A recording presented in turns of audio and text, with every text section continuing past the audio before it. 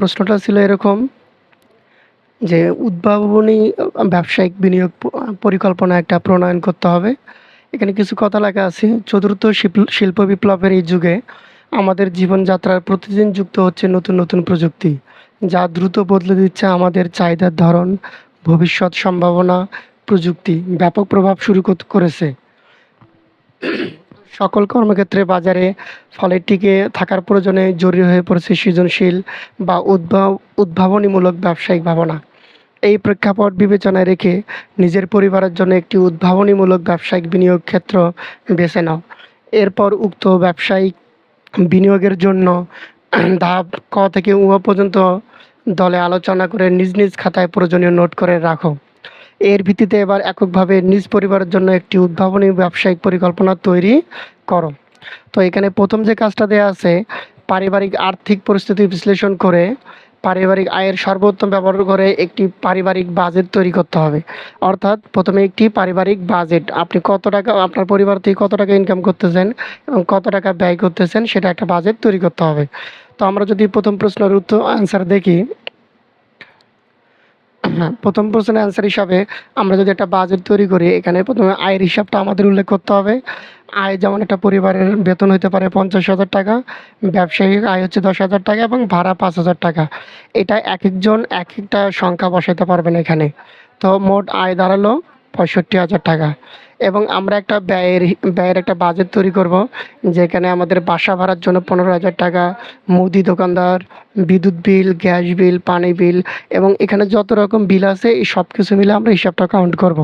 যেখানে আমাদের ব্যয়ের পরিকল্পনা দাঁড়াবে 65,000 টাকা। এভাবে আমরা একটা বাজেট পরিকল্পনা করতে পারি।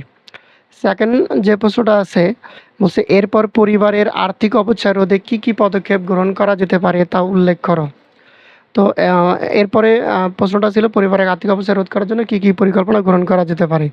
তো আমরা এর জন্য পদক্ষেপগুলো গ্রহণ করতে পারি যে একটা বাজেট অনুসরণ করতে পারি। নিয়মিত আলোচনা, পর্যালোচনা করে বাজেটের প্রয়োজনীয়তা এবং অপ্রয়োজনীয়তা খরচ চিহ্নিত করতে হবে। অপ্রয়োজনীয় সাবস্ক্রিপশনগুলো বাতিল করে দিতে হবে, যেমন news paper, streaming, video gaming এসব। বাজারে গিয়ে সাশ্রয়ী বা অফারের জিনিসপত্র কিনতে হবে। বিদ্যুৎ এবং পানি সাশ্রয় মূল্যে কিনতে হবে বা সাশ্রয় করতে হবে। পরিবহন খরচ কমাতে হবে। সাশ্রয়িক বিনোদনমূলক যেগুলো আছে, ফ্রিতে যে মিউজিয়ামে যাওয়া যায় বা বিনামূল্যে যে পার্কগুলো আছে এগুলোতে ভ্রমণ করতে হবে। খরচের তালিকা তৈরি করতে হবে। কুপন বা বেশি বেশি ডিসকাউন্ট ব্যবহার করতে হবে। সঞ্চয়ের লক্ষ্য নির্ধারণ করতে হবে। আত্মনিয়ন্ত্রণ এবং সচেতনতা বৃদ্ধি থাকতে পারবে।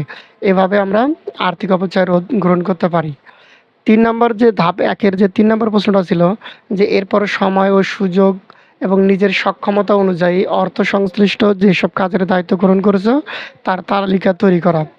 তো এর জন্য আমরা করতে পারি যে আয় ব্যয়ের হিসাব রাখা বা অপ্রয়োজনীয় খরচ কমিয়ে ফেলেছি। এরপরে জরুরি তহবিল বা অবসরের পরিকল্পনা বিনিয়োগ করেছি। বাজারের তালিকায় ডিসকাউন্ট ব্যবহার করেছি। মাসিক বিল বা ঋণের কিস্তি পরিশোধ করা। বাচ্চাদের স্কুল ফি, স্বাস্থ্য বিমা প্রিমিয়াম করা। অতিরিক্ত কাজ এবং ছোটোখাটো ব্যবসা করা। এইসব সংক্ষিপ্ত কাজ নিজের সক্ষম অনুযায়ী আমরা করেছি। আমরা তা লিখতে পারি। এটি ছিল আমাদের ধাপ 1। পরবর্তী ধাপ 2 এবং ধাপ 3 এর জন্য অপেক্ষা করুন, কিছুক্ষণ পরে আপলোড করা হবে। দয়া করে সবাই সাবস্ক্রাইব করবেন। Thank you.